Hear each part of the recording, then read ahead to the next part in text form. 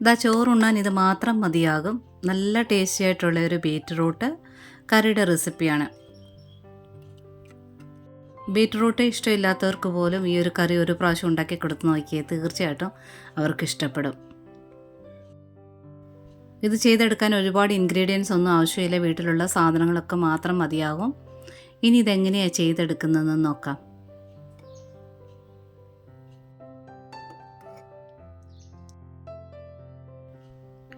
ഇത് അടുപ്പിലൊരു കുക്കർ വെച്ചിട്ടുണ്ട്. Medium size 2 ബീറ്റ്റൂട്ടാണ്, ചെറുതായിട്ട് അരിഞ്ഞെടുക്കുക. അരിഞ്ഞതിന് ശേഷം 2 കപ്പുണ്ട്.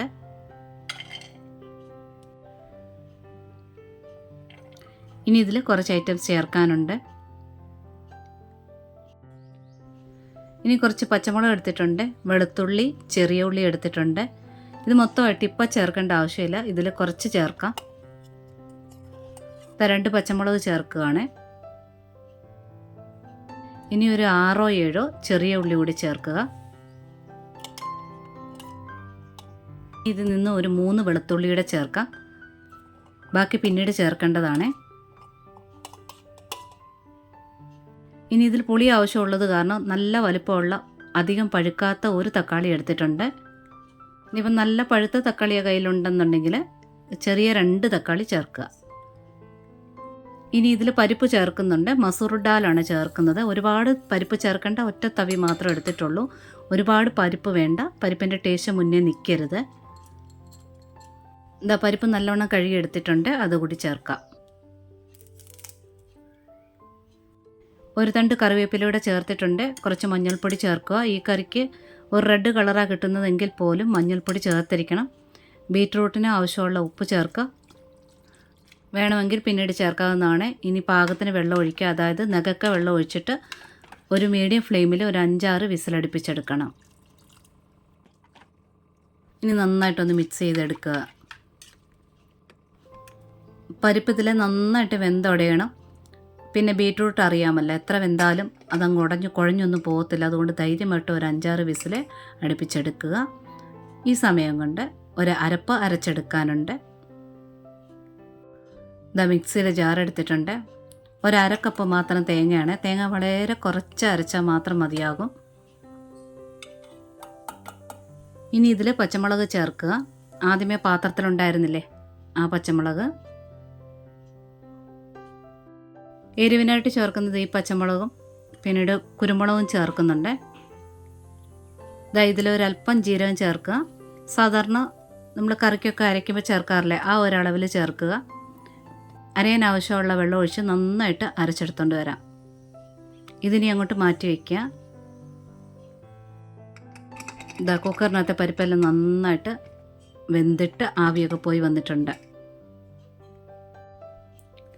ഇനി ഇത് നല്ലവണ്ണം ഒന്നുകൂടി ഉടച്ചെടുക്കണം. ആ ബീറ്റ്റൂട്ടൊക്കെ നല്ല സോഫ്റ്റായിട്ട് വെന്തിരിക്കുകയാണ്, ഉടഞ്ഞൊന്നും പോകത്തില്ല. ആ പരിപ്പൊന്ന് ഉടയാൻ വേണ്ടിയാണ് ഇതൊന്ന് ഉടച്ചെടുക്കുന്നത്.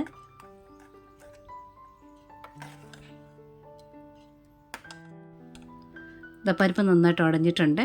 ഇനി ഞാനിതൊരു ചട്ടിയിലോട്ട് മാറ്റുവാണ്. എനിക്ക് ആ കുക്കറിനകത്ത് പറ്റത്തില്ലാത്തതുകൊണ്ടാണ് ചട്ടിയിലോട്ട് മാറ്റിയത്. ഇനി ആ കുക്കറിനകത്തോട്ട് കുറച്ച് വെള്ളം കൂടെ ഒഴിച്ചതിന് ശേഷം നമുക്ക് കറിക്ക് ആവശ്യമുള്ള വെള്ളം ഒഴിക്കുകയാണേ. നന്നായിട്ടൊന്ന് മിക്സ് ചെയ്തെടുക്കാം. നമുക്ക് കറിക്ക് എത്രയാണോ ആവശ്യമുള്ളത് ആ വെള്ളം ഇപ്പോൾ ഒഴിക്കണം. ഇനി ഇത് നല്ലവണ്ണം ഒന്ന് ചൂടാകട്ടെ. ഇനി വെള്ളം ചൂടായി കഴിയുമ്പോൾ തീ നന്നായിട്ടൊന്ന് കുറയ്ക്കുക. അരപ്പൊഴിച്ചിട്ടുണ്ട്. നന്നായിട്ട് ഇളക്കി കൊടുക്കുക. നല്ലവണ്ണം ആ തേങ്ങയുടെ അരപ്പൊക്കെ ഒന്ന് ചൂടായി വരട്ടെ. ഇളക്കിക്കൊണ്ട് തന്നെ ഇരിക്കുക. ഉപ്പ് കുറച്ചുകൂടെ ആവശ്യമായിട്ട് വരും, കുറച്ച് ഉപ്പൂടെ ചേർക്കുക.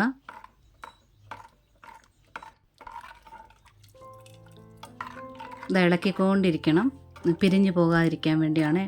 ചട്ടിക്ക് നല്ല ചൂടുണ്ട് താനും. ഇതിപ്പോൾ നമുക്ക് കറി ഒരുപാട് നീട്ടിയെടുക്കുന്ന പോലെ തോന്നും. അത് കറി കുറുകി കഴിയുമ്പോൾ പാകത്തിനായിക്കോളും. അതുകൊണ്ട് കുറച്ച് നീട്ടി തന്നെ എടുക്കണം. നന്നായിട്ട് ചൂടായിട്ടുണ്ട്. തീ കുറച്ച് തന്നെ വെച്ചുകൊണ്ട് കുരുമുളക് പൊടി കുറച്ച് ചേർക്കുക. വീണ്ടും നന്നായിട്ടൊന്ന് ഇളക്കിയെടുക്കുക. കുറച്ച് വെളുത്തുള്ളിയും ഉള്ളിയൊക്കെ മാറ്റി വെച്ചിട്ടുണ്ടല്ലോ, അതൊക്കെ ചേർക്കാനായിട്ട് ഇനിയുണ്ട്. അരപ്പ് ചേർത്ത് കഴിഞ്ഞ് ഒരുപാട് വെട്ടി തിളയ്ക്കേണ്ട ആവശ്യമില്ല. സൈഡിൽ നിന്ന് ഇങ്ങനെ തിളയ്ക്കാനായിട്ട് ചെറിയ കുമിളകൾ വരാൻ തുടങ്ങിയില്ലേ, ആ സമയമാകുമ്പോൾ ഗ്യാസ് ഓഫ് ചെയ്യുക. ഓഫ് ചെയ്തതിന് ശേഷം ഇതുപോലെ കുറച്ച് സെക്കൻഡ് നേരത്തേന് ചൂട് കുറയ്ക്കാൻ വേണ്ടി ഒന്ന് ഇളക്കി കൊടുത്തുകൊണ്ടിരിക്കണം. ഇപ്പം ഞാൻ ഗ്യാസ് ഓഫ് ചെയ്തിട്ടുണ്ട്, നന്നായിട്ട് ചൂടായിട്ടുണ്ട്. ഈ കറിക്ക് സ്പെഷ്യലായിട്ട് തന്നെ നമ്മൾ വറുത്തിടണം, അപ്പോഴാണ് അതിൻ്റെ ടേസ്റ്റ് കൂടുന്നത്. ഇനി സ്പെഷ്യലായിട്ടൊന്ന് താളിച്ചെടുക്കാനുണ്ട്. കുറച്ച് എണ്ണ ഒഴിച്ചിട്ടുണ്ട്, പറ്റുമെങ്കിൽ വെളിച്ചെണ്ണ ഒഴിക്കാം. കടുകിട്ടൊന്ന് പൊട്ടി വരട്ടെ. ഇതിൽ കുറച്ച് വറ്റൽമുളക്, ആദ്യമേ മാറ്റി വെച്ചിരിക്കുന്ന വെളുത്തുള്ളി ഉണ്ടല്ലോ അത് ചേർക്കുക. കനം കുറഞ്ഞ് അരിഞ്ഞ് വേണം വെളുത്തുള്ളി ചേർക്കാനായിട്ട്. ഇനി ആദ്യമേ മാറ്റി വെച്ചിട്ടുണ്ടായിരുന്നില്ല ചെറുള്ളി, ഒരു 10-15 എണ്ണം ഉണ്ട്. വളരെ കനം കുറഞ്ഞ് അരിഞ്ഞ് ചേർക്കുക. കുറച്ചേറെയായിട്ട് കറിവേപ്പിലയും ചേർക്കാം. ഇനി ഉള്ളി നല്ലവണ്ണം വഴന്ന് വരണം, കൂടെ തന്നെ ആ വെളുത്തുള്ളിയും മുരിഞ്ഞ് വരണം. എല്ലാ ഉള്ളി ഒരുപോലെ മുരിഞ്ഞ് കിട്ടണം, അതായത് ചെറുതായിട്ടൊന്ന് ബ്രൗൺ ആകണം, അതുവരെ വഴറ്റിയെടുക്കണം. നന്നായിട്ട് ഇളക്കി കൊടുക്കുക, തീ മിതമായിട്ട് തന്നെ വയ്ക്കുക. ഉള്ളി ഇങ്ങനെ മുരിച്ച് ചേർക്കുമ്പോൾ നല്ല ടേസ്റ്റാണ്. കുറച്ചേറെയായിട്ട് ഉള്ളി ചേർക്കണം.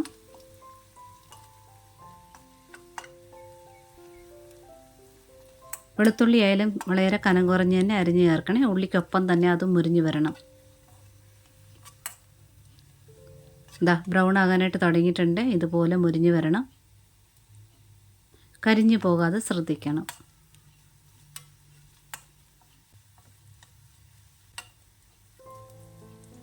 ഇത് പാകത്തിനായിട്ടുണ്ട്. ഇനി ഇതിൽ ചേർക്കേണ്ടത് ഒരല്പം കായപ്പൊടി ചേർക്കുക.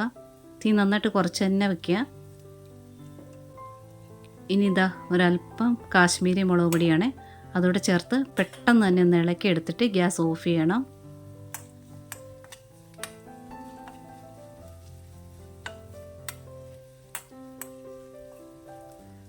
ഇനി ഇത് കറിയിൽ ചേർക്കാം.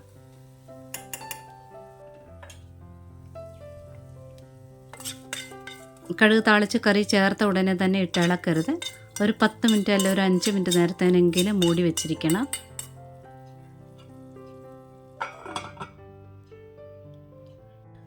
ഇനി ഇത് ഇളക്കിയെടുക്കാം. കറി നല്ലവണ്ണം തണുത്തതിന് ശേഷം പാകത്തിന് അതിൻ്റെ കൊഴുപ്പ് കറക്റ്റായിരിക്കും. അതുപോലെ കറിയുടെ കളറ് ഒന്നുകൂടി നല്ല റെഡ് കളറായിട്ട് വരികയും ചെയ്യും. ഇത് കണ്ടില്ലേ, പാകത്തിനായിട്ടുണ്ട്. വളരെ ടേസ്റ്റി ആയിട്ടുള്ളൊരു കറിയാണ്. ഇതിൻ്റെ കൂടെ വേറെ തോരനോ ഒന്നും കൂട്ടണമെന്നില്ല, നല്ല ടേസ്റ്റാണ്. അഥവാ അങ്ങനെ നിർബന്ധമുള്ളവർക്ക് ഒരു അച്ചാറോ ഒരു പപ്പടമോ ഒക്കെ മതിയാകും. ചോറിൻ്റെ കൂടെ കഴിക്കാൻ വളരെ ടേസ്റ്റിയാണ്. ട്രൈ ചെയ്ത് നോക്കുക. പിന്നെ ഇഷ്ടപ്പെട്ടിട്ടുണ്ടെങ്കിൽ ആ ലൈക്ക് ബട്ടൺ ഒന്ന് ടച്ച് ചെയ്തിട്ട് സപ്പോർട്ട് ചെയ്യാൻ മറക്കരുത്. ഒരുപാട് സ്നേഹത്തോടെ താങ്ക്സ് ഫോർ വാച്ചിങ്.